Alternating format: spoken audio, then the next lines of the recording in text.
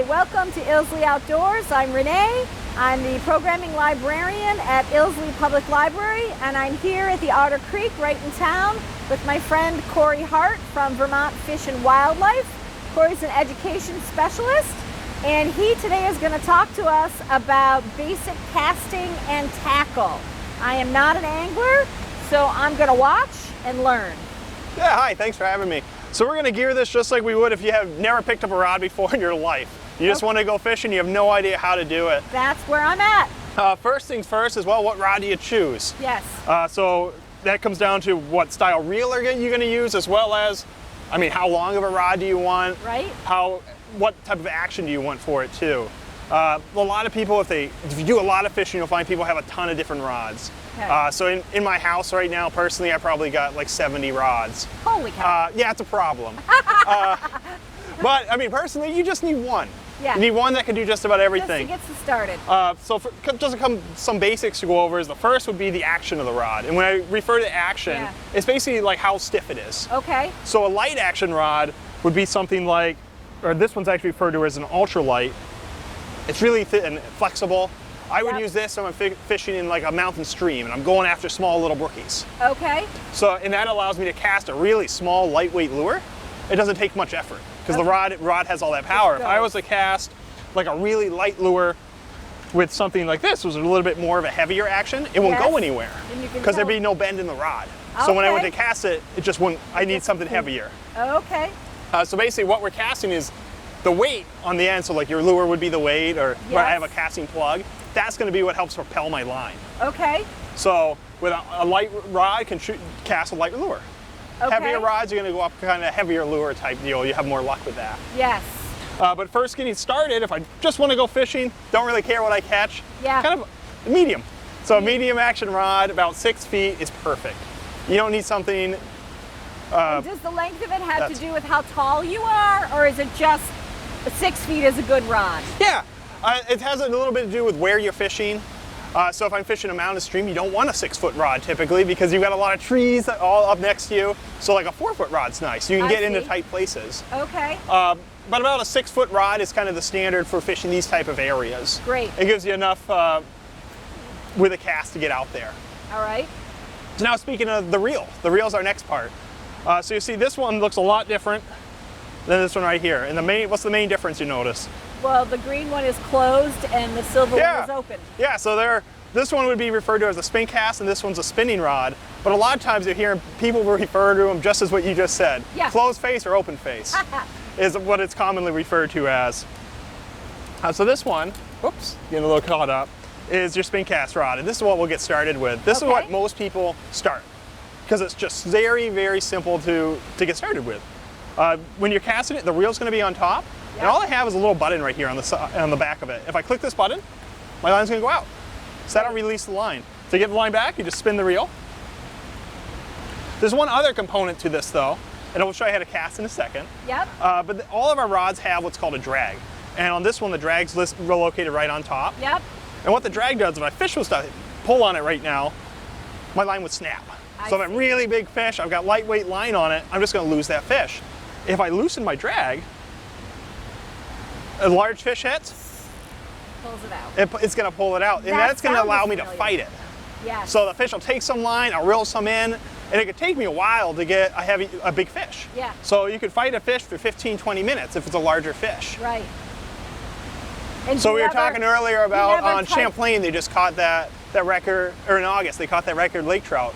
Right. I don't know much about it, but if it's a record lake trout, I can almost guarantee he didn't just reel it in. Right. He was probably fighting it back and forth with the drag, and it was running and taking line. It would have been a whole process. And do you ever adjust the drag when you're in the middle of fighting a fish, or do you? I might if it was too loose. Typically, you want it. So when I was just demonstrating, that was really loose. You want it just enough that it's going to put a decent amount of tension, but not too much that you lose the fish. I see. All right. So with like a normal fish, the drag won't even go off. Right.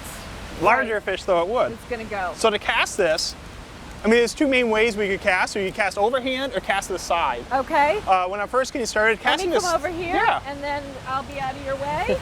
So casting the side's a really easy way to do it. Just because all I'm going to do is I'm going to click this button. I'm not going to let go. I'm gonna hold the button until I get to where I want my line to go. So let's say I want to cast right towards that log. I'm gonna hold the button. I'm gonna point the rod right at that log, and when I get to that, I'm just gonna stop and let go. Okay. And it's gonna shoot right where I want it to go. There it is, right at that log. So Amazing. as long as you hold that rod flat, when you do that, it'll go just right where you need it to go. You can do overhead casting as well. With that, it's the same concept. If you release too late, though, it's going to go right in front of you. Right. So typically, most people start kind of with that side cast, and then they'll work on an overhead cast from there. Okay. Do you have any questions about casting this one? No, I thought that looked pretty interesting. And they come in a lot of different sizes, so a lot of like the child rods you'll see, like you know, Fisher Price, or they've got characters and whatnot. Had a Mickey Mouse. Yeah, one. Mickey Mouse rods. Those all have this style reel. They all have, for the most part, they all have a drag. I think it had ears on it. And just because it has ears on it, though, doesn't mean it can't catch a big fish. Right. I've seen plenty of kids catch big fish on those rods. That's great. I mean, some even have flashlights attached to them, but they'll still catch a fish. So you don't need anything fancy to get going. No. You just need a rod. And the other thing is, you'll notice this doesn't have any hooks on it. So this is a casting plug, like we were talking about before. So I cast right now. I'm not going to catch a fish. I don't have any hooks with me.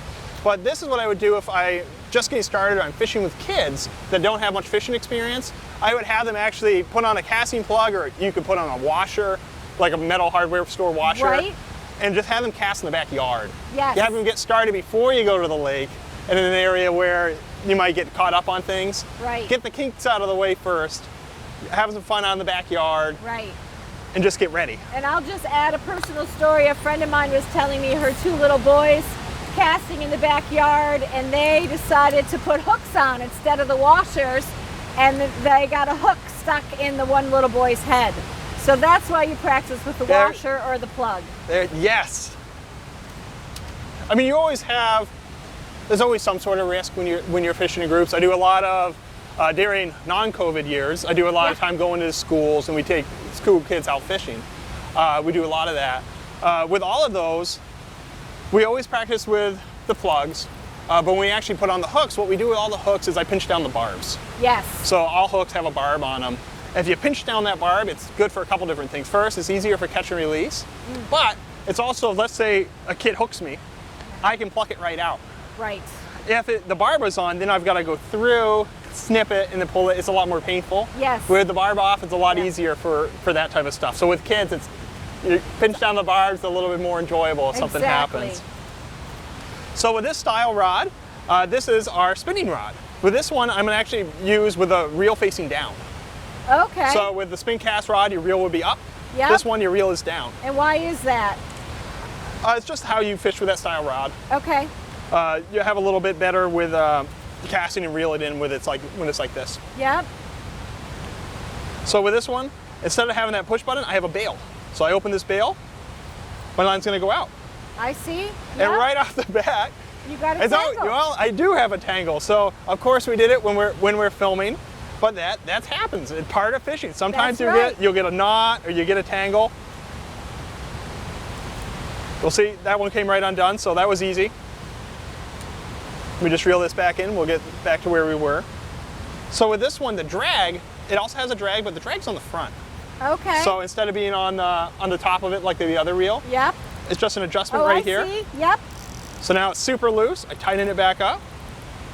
And that's about where I want it. Yep, okay. To cast this one, all I'm going to do, I'm going to open that bail, and I'm going to hold it with my finger. Yes. So your finger is going to act like your trigger. I've got all sorts of memories of my childhood right now. Yeah. And it's the same as that concept as with the other rod. I'm going to cast it out. When I get to where I want to go, I just take my finger off the line. Okay. And that's all I'm doing. And the biggest thing to keep in mind is, wherever you release and you point that rod, that's going to be where it's going to go. And that then leads into so if I overshoot, live. So if I cast out and I keep spinning, my rod's going to go over there. Right. Or my line's going to go that way. Right. One thing we see a lot, especially with working with kids, is we kind of get that T-ball mindset. Like we're playing baseball, and the faster I cast, the faster it's going to go. Right. Is not how it works. No.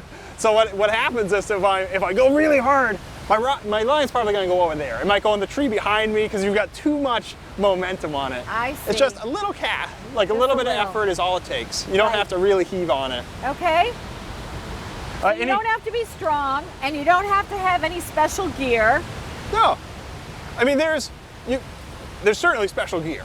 If you want to get into it, there's Yes. other style rods which we won't even. Well, maybe for another episode we Another can one. focus on those. But for today we're just focused on kind of your really basic stuff. For tackle, do you want to talk about tackle now, I or do would you have love any more? to talk about tackle. Speaking of special gear, so you know most kids think about digging up worms. You're going to go fishing. You go out to your Yes. backyard and you dig up some worms. Of course, we tried that today. No worms. It's October. It the happens. worms are gone. So that's not an option for today, but it is a perfectly good Yeah. way to fish. Is that correct? It is. So if my goal is to catch a fish, Yeah. worms. Worms are That it. is going to be what I'm going to do. Just live bait, just a nice live night crawler or something like that. Yeah. And you'll get basically any fish in this body of water will eat a worm. Got That's it. the beauty of it. Yeah. If I want to target a certain fish, then I might start to get into artificial lures. Okay. Because I throw out a worm, I can get anything. I can get a sunfish, I can get a bass, I can get a trout, I can get a small fish, a big fish. Anything's going to eat that worm. Right. If I start throwing certain types of artificial lures, then I can narrow it down to certain fish species. All right. So one example would be crayfish. Smallmouth bass go crazy for crayfish. They love them. So if I throw out a lure that looks like a crayfish, there's a good chance I'm going to get a smallmouth bass. Okay. Or same with other types of lures, and we'll get into that a little bit. But kind of doubling back to what you were talking about with live bait. So if I was fishing with a worm, I do it one of two ways. First would be with a bobber. A bobber, right? Bobbers are really good when I'm first getting started because it's an indicator. So if Yes. a fish hits, a bobber's going to go underwater. Once the bobber's underwater, what do I do with my rod? Any ideas? Start reeling it in. Close. Oh. So that's a common mistake a lot of people make. Right. Is it's under, you're excited, you want that fish, you're going to reel Reel it it in. in, Well, yeah. if you reel it in, what you're doing is you're going to pull the hook right out of the fish's mouth Oh. because it's just kind of starting to chew on it. I see. What I actually want to do is I'm going to do something called set the hook. And when the bobber goes under, I'm going to give a yank. So I'm just going to pull up with my Just a rod, little yank. and that's going to put the hook right into the fish's mouth. I see. And then I can reel it And in. then you reel it in. All right. If you reel in first, you risk pulling that hook right that out, must be unfortunately. why I never catch any fish. Yeah. So with the bobber, what I would do, I mean, it depends on where you're fishing, how far down you want. Right. Typically, you'd have your hook, and the bobber would be about 1.5 to 2 feet separated. All right. And then above your hook, you would go with a piece of split shot, which is a small sinker. Let's see if I have. There they are. Yeah, I don't know if you can see these on the camera. Just small little sinkers would be all you really need. And these are going to be about 6 inches to 8 inches above your hook. Okay. And that'll So just we get got it a down hook, there. 6 or 8 inches of sinker, and then another 10 to 12 inches is the bobber. Exactly. Excellent. Alternatively, let's say I'm fishing an area, or I've been fishing here with a bobber, I'm having no luck. As Sean was saying earlier, sometimes you want to get into those deeper pools. Right. The fish are down on the bottom sometimes. That bobber is not going to get me there, it's up above. Yes. So bobbers work really good, especially in like summer times, Right. but some early spring or those areas, I might need to get a little bit deeper. So what I would do is, these aren't quite as big as I was hoping for, but I would use like a heavier sinker. I wouldn't see. use a bobber. I might put a sliding sinker on my hook, Right. and I just cast it out there and let it sit right on the bottom. Okay. And with that style though, now I have to watch my rod. So I'm not watching, the yeah, tip. exactly. So I'm not watching the bobber, I'm watching the line, or the rod might start to move a little, or you might see the line just start to travel off a little, and that's the Okay. fish just kind of running with it. And then you would set the hook from that. And then you're going to set Yeah. it, which is just a little yank. Yeah. The one downside with fishing on the bottom like that is you're a lot more likely to get a snag. A snag meaning your hook gets caught up in something that's on the bottom, because you're Yes. right there where the logs and where When everything you are. said you were going to let it sit on the bottom, I thought Oh, yeah, that's where it gets stuck on. It things. is. You might get a snag right there, but that's also where the fish are. There you go. Another common question we get, let me see, I had this all organized before we started, is how do I put my worm on the hook? Yes. And of course I don't have, and this is a lot bigger hook than what I would want. If I was fishing just with a worm, a size 6 or size 8 hook would be perfect. And what size is that? Probably a size 2. Okay. So this is for a different style that I'll show you in a minute, but we're All just right. going to use this as a demonstration. Okay. So just so you can see it, we're using a larger hook. Yes. And then we're just, for argument's sake, we're going to say this is a live worm. We're going to pretend. So this isn't how I would rig up a plastic worm, but if it was a live worm, if I was to hook it like this, that's not going to work. Because Right. the fish's going to come up, grab the end, and just swim away with your worm. Right. But instead, what I'd want to do is hook it on there a couple times. I see. Because I mean, you've got a pretty big worm. You can put it on there 2 or 3 times. Get the vast majority of it on that hook. Now when the fish comes up, it's going to grab that whole worm and it's going to get the hook as well. I see. And that's all there is to putting the worm on. Now what about, I have this memory of being told that part of what you want is the worm to be wiggling in the water. So what you just did doesn't leave much wiggle space. It'll still wiggle. Okay. And that's actually a really good point, because that brings up my next, that we are going to get to in a second. Okay. Is with a live bait, it's basically doing the fishing for you. Right. So that worm's going to be moving a little bit underwater. It looks natural. And you'll still have, even with it wrapped like that, you'll still have the tail. It'll still be moving a little bit. Okay, great. But if I'm using an artificial lure, Yeah. it's a piece of plastic. Right. It's not, it's a bucket floating by us. Oh, ah! Well, we'll get that afterwards, hopefully. But if I was fishing with an artificial lure, what I would have to do is I'm going to have to make that motion. So if I'm using something that imitates a minnow, I'm going to be making it look like it's swimming. I see. Or if I'm using a plastic worm, I'm going to have to make that worm look like it's wiggling somehow. Gotcha. And some of the lures I'm going to just go over real quick. And each lure has a certain purpose. This one is what's called a crankbait. A what? Crankbait. Crankbait. Yeah. So you see it's got 2 large treble hooks underneath, and it's got this lip. And the lip's really important. Because I cast this out there right now, it's going to float. Yeah. When I start to reel it in, though, it's going to dive. Oh. I stop reeling, it'll float back up. I see. And this is going to look, what do you think this is imitating? It looks like a small fish. It's like a small fish, right? Yeah. So that's exactly what it is. It's just imitating a small fish. They come in a lot of different colorations. So the colors is a whole other conversation Yeah. where you get into different coloration. On the really basic side, best thing would be if you're trying something that's not working, either change up your lure or change up the color. Just Okay. changing colors can be the difference. All right. Between having a successful day and a really slow day on the water. But this would be great if I'm fishing for things like bass, pike. Crankbaits work really well. You see this one's a little bit fatter though, right? Yes. So if I was using, let's say I was going after trout.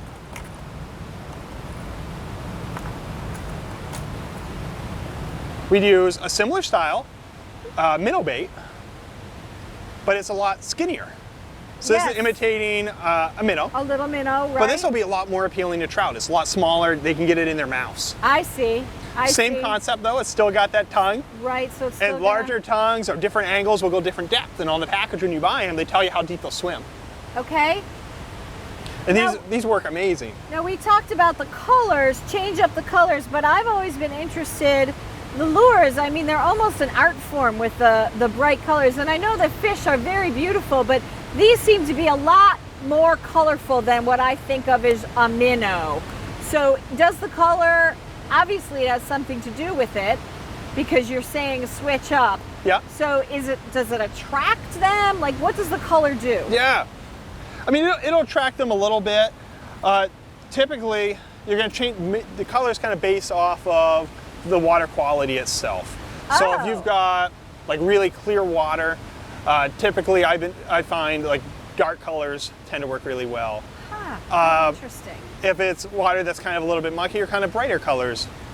But that's all, sometimes that goes out the window. Right. Based on the day, Right. what the humidity's like. There's so many different aspects that Isn't that go into this. Huh. And it really is. It's basically it's a whole other science. whole show. And with the colorations All right, of well, them. we'll put that on the to-do list. Yeah, we will. So getting back to the different basics of tackle that we have. That one looks like earrings. Yeah. So actually, it's funny, people use these as earrings with the hooks off. So this is what would be referred to as an inline spinner, and works great for trout, panfish. Because what it's going to do, I'm going to cast it out there and I'm going to retrieve it. Just a cast and retrieve. But as it's going through, this is going to spin. Oh, cool. You've got a little bit something on the back that's going to kind of attract the fish. Sometimes people might even put a little bit of night crawler on the back as like an added bonus. But they're a really simple lure to get started with, and all you're doing, cast and retrieve. Okay. But I'm not going to cast and retrieve the same spot all day long. If that's not working, keep moving. Keep going down the river. Try a new spot. Around. Yeah. Yep. So the other lure I'd stuck in my pocket while we were chatting, it's a frog. Oh, what eats frogs? Yeah, bass and pike absolutely love frogs. Really? They do. And this lure right now, I cast this out there, it's actually gonna float. And this is designed to be fished in an area kind of around lily pads. Because frogs, you find them on lily pads, you find them in those areas. Right, that makes sense. And I don't really like this particular lure. A lot of times, you'll have a little guard here, or the hooks will be tucked in, which allows me to kind of get it onto the lily pads without getting caught up. I see. But basically, you're gonna fish around the lily pads, kind of hop it. And the best thing about that is when a fish goes to attack this, it's going to explode. Yeah. Because this is on top of the water. So that fish is coming up from the bottom, and it's just everything. It's going to burst out of the water, and you'll know it. You don't have to feel the tug. It's going to be obvious when it hits. Right. Huh. How cool. And a basic fisher person could use that lure. Like, that seems very advanced to me. But... No, it's not advanced at all. In terms of all I'm doing, just cast it out there. You're watching it. Yeah. Give it a little, let it hop a little bit. Yeah. Wait. Reel it in a little bit more, and you're kind of fishing in an area with a lot of weeds and those type of things. Yep. All the lures I'm showing you right now are very basic. You could use at the basic level. If I was to go into any tackle store, there's a saying that we're not necessarily catching fish sometimes when you're catching the fishermen. Because a lot of that stuff is great. Yeah. It all works, most likely. Right. But you don't necessarily need it. Yes. There's some really basic lures that if you're just wanting to get started, that's really all you need. Okay. Another one I'll show you. Speaking of big lures, like you mentioned, the frog was a little bit big. Yeah. This is a spinner bait, and usually I'd have a little bit like a grub or something on the back side of this. My line would be attached right here. And this is a good kind of indicator lure, meaning, let's say I'm fishing on Champlain, I'm trying to figure out where the fish are. I'm just going to cast this out there, reel it in, cast it again, reel it in. And then I'm waiting for that hit. Once I get a hit, I might switch over to a different lure. I see. So this attracts them. This yeah, really and this is going to be spinning. It's going to attract them. Yep. So that's spinning, and then this is going to be where the bait is, and they go and they hit that. All right. But the same thing, bass, pike, typically where it's going to be. A trout would never go after this because it's. I mean, look how big and obnoxious this is. Exactly. He couldn't even get it in his mouth. Yeah. Right. Let's see. There's. Let's do at least one other lure I wanted to show you. So getting back to that big hook that we had just talked about at the beginning. Yes. This rubber worm right here is what's called a Senko. A what? A Senko, or basically it's a tube worm. Oh, okay. These are used for bass fishing, and they're, I'd say, probably one of the easiest ways to get started bass fishing with artificial lures. A lot of people get started with this style. Okay. Because all I'm going to do, there's a couple different ways I can rig it. The easiest way would be what's called wacky style. You're going to take a larger hook, so kind of an offset hook, meaning that it comes down, you got the eye kind of comes out a little bit. Yeah. And I'm going to put it right through the middle. You can also use a washer. So if you want to save the worm, what people do is they'll take a rubber washer and then put the hook through the washer. Uh-huh. And now this is going to be rigged up just like this. See how it kind of flops a little bit? Yep. I cast this out. I'm not going to fish in an area like this where you got running water. I'm going to fish it in nice, where the water's not moving. Right. So I'd be fishing like on Champlain or in an area like that. I'm going to cast it out and I'm going to let it drift. I could use a heavier sinker if I wanted, and that'd be something called a Carolina rig. But it's not necessarily needed. So I'm going to let it sit down, and it usually takes probably 10-15 seconds to get down to the bottom, depending on the depth you are, because it'll drift slowly. But instead of reeling it in, what I'm going to do is actually reel in just a little bit of line, and then I'm going to hop it.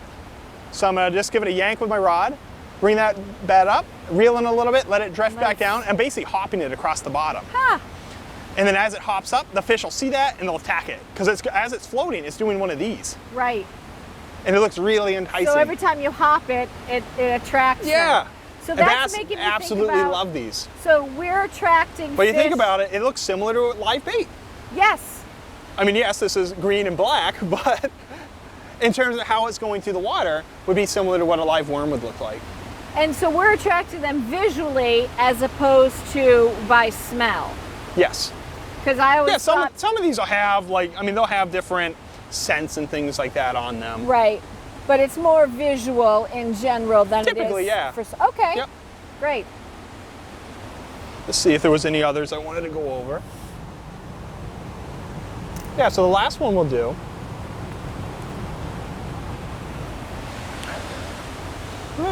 That one's And this cool. one actually has the hook has been snipped off because I was using this with school kids. Oh, yeah, So I was yep. passing it around. I didn't want them to hook themselves. Yep. But this is a jig.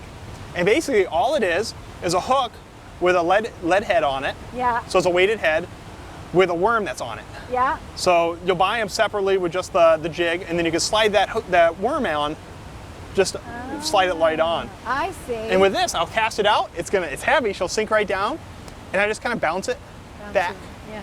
and it'll just be bouncing off the bottom. Yep. Huh. And then this is going to wiggle as it's going through the water as well, Right. and that'll attract the fish. Right. And it's a bright color. So interesting. So there's to so me. many different lures and things that you can use. A lot of people tend to, I mean, personally, I fish for just about everything. I like to go after a lot of different species. What you'll find is, as people fish more and more, they might become really fascinated with targeting one species. Mm-hmm. So you have people that are really into bass fishing. Right. So all their lures are basically going to be geared just towards bass. Right. They might not own any trout things. Right. Because that's not what they Oh. fish for. They don't need it. Or somebody who's a trout angler, most of the stuff they have is just specialized for trout. Yeah. And then we could get into conversations about fly fishing, and that's a whole other thing. Right. Whereas fly anglers, instead of using stuff like this, they're going out with tiny little flies or streamers, and their whole thing is they're trying to match the hatch. So they're matching whatever the fish are eating. So some of those insects that Sean was talking about earlier, Yeah. fly anglers are trying, they would actually take a kick net out, put that in the water, kick at the water a little bit, pick up that net, and it'll show what the insects are in the water. Oh. And then they'll look back through their vest and try to match that. Oh, that's cool. Because if you can match what the fish are eating, you're going to have a lot more luck. Yeah. If you throw something that doesn't look anything like they've seen all day, Right. they're not going to eat that. It doesn't look natural. Right. Huh. So that's just kind of a different style compared to what we've been talking about. Right. But it's all still really good things to know about. Do you have any questions about casting or tackle? No. I feel like maybe I'm ready to try it. Hi. Yesterday we were out at Otter Creek learning about fishing rods, how to cast, lures, worms, all kinds of interesting things like that. Today I've got Corey with me, and he is going to teach me how to tie 2 basic knots that you all need to know for attaching your lures and your hooks to your fishing poles. Yeah. So we have to get the hook onto our line somehow. General rule of thumb, don't do the shoelace knot.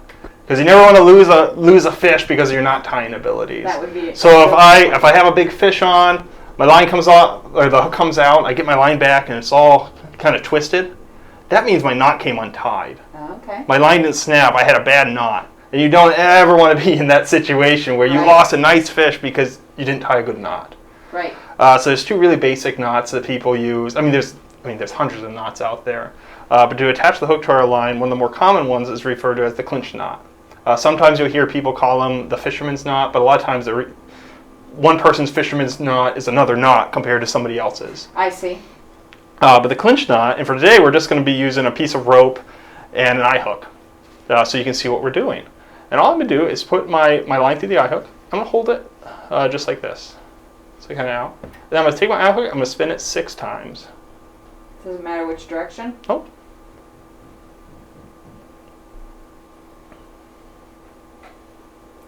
And you'll see you got a loop that formed right near that eye. Then you take your smaller end or the loose end, and you come through that eye, or through that loop. And then I'm going to pull both ends of my rope apart. With fishing line, it's going to go really smoothly. Your rope tends to bunch up on itself. So you just slide that rope down. you're struggling. You know, I think it's the type of rope we're using today, to be honest with you.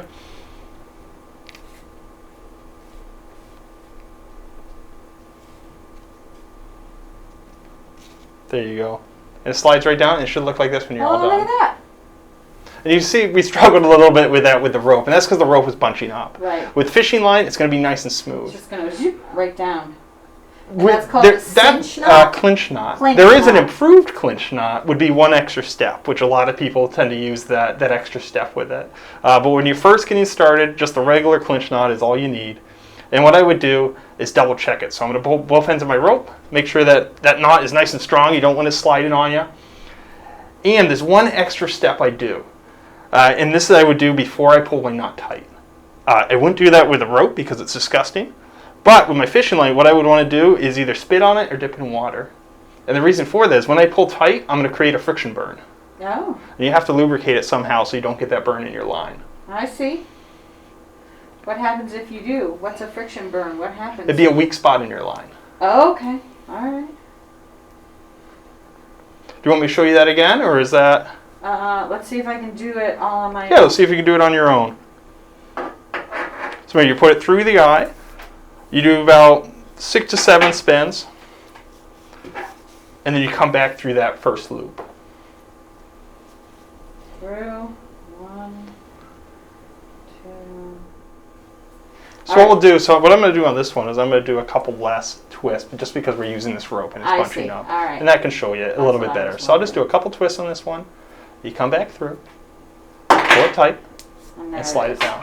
Perfect. And again, with fishing line, with those additional twists, it's just going to go really smooth for you. I'm going to show you a second knot, so if you can untie that. Perfect. Okay. Take your line out of the eye completely. All right. And this one's going to be the polymer knot. So for this one, I'm actually going to double up my line. Come through the eye.